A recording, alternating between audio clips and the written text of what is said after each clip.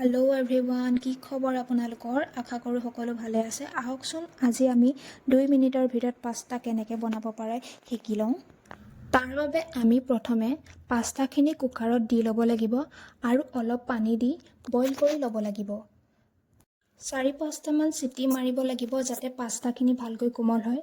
City মাৰি হোৱালৈকে আমি নহৰু কেইফুটামান, পিঁয়াজ এটা আৰু বিলাহী এটা কাটি ল'ব লাগিব।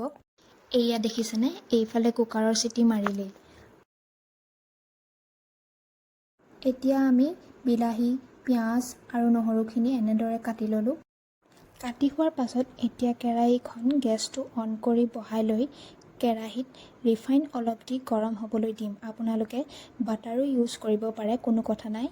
অলপ জিৰাও দিয়াৰ লগতে আমি কাটি লোৱা নহৰু, পিঁয়াজ আৰু বিলাহী দি অলপ লৰাই দিব লাগিব।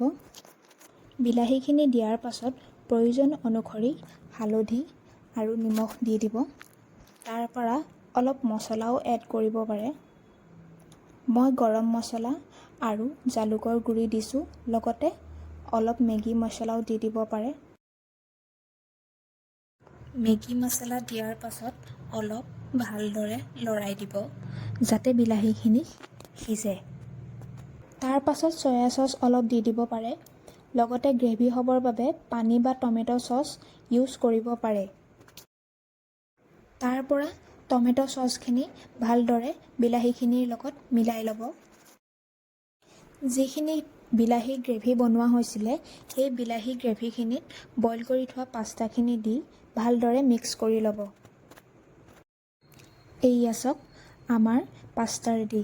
আপোনালোকে বাৰু পাস্তা এনেদৰে খাইছেনে? যদি নাই খোৱা, এনেকৈ বনাই খাই চাবচোন আৰু খাই কেনেকুৱা পালে কমেণ্ট কৰি জনাবলৈ নাপাহৰিব। আজিলৈ ইমানেই। ভাল লাগিলে ভিডিঅ'টো লাইক এণ্ড শ্বেয়াৰ কৰিবলৈ নাপাহৰিব, লগতে চেনেলটো ছাবস্ক্ৰাইব কৰি দিব। Thank U.